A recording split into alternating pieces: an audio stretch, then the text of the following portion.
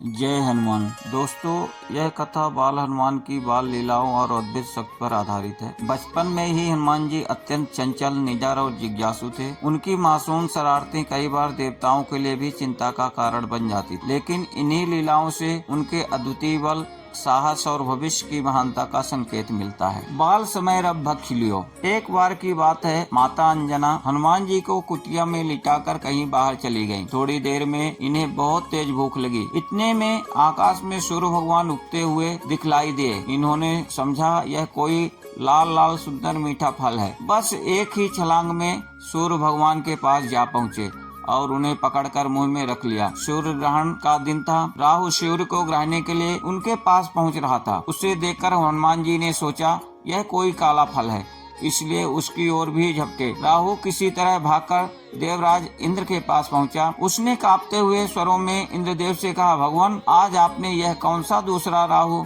सूर्य को ग्रसने के लिए भेज दिया है? यदि मैं भगा ना होता तो वह मुझे भी खा गया होता। राहु की बात सुनकर भगवान इंद्र को बड़ा अचंभा हुआ।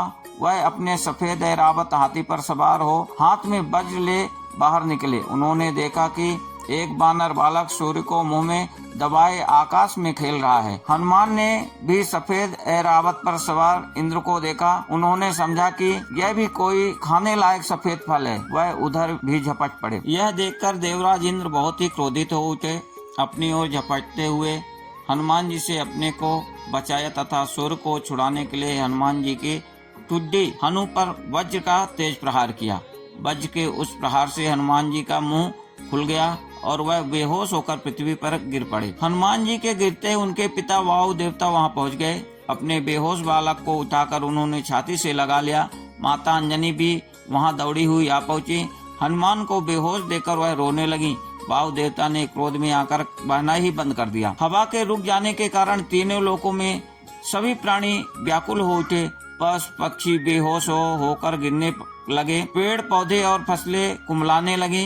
ब्रह्मा जी इंद्र सहित सारे देवताओं को लेकर वायु देवता के पास पहुँचे। उन्होंने अपने हाथों से छूकर हनुमान को जीवित करते हुए वायु देवता से कहा, वायु देवता, आप तुरंत बहना शुरू करें। वायु के बिना हम सब लोगों के प्राण संकट में पड़ गए हैं।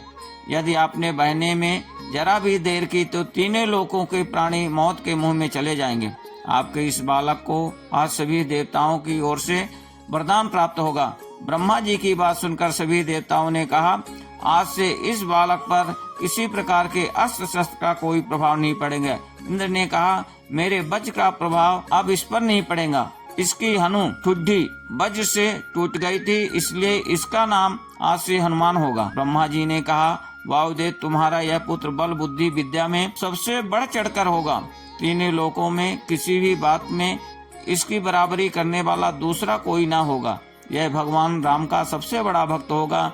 इसका ध्यान करते ही सभी प्रकार के दुख दूर हो जाएंगे। यह मेरे ब्रह्मास्त्र के प्रभाव से सर्वथा मुक्त होगा। वरदान से प्रसन्न होकर और ब्रह्मा जी एवं देवताओं की प्रार्थना सुनकर वायुदेव ने फिर पहले की तरह बहना शुरू कर दिया। तीनों लोकों के प्राणी प्रसन्न हो उठे।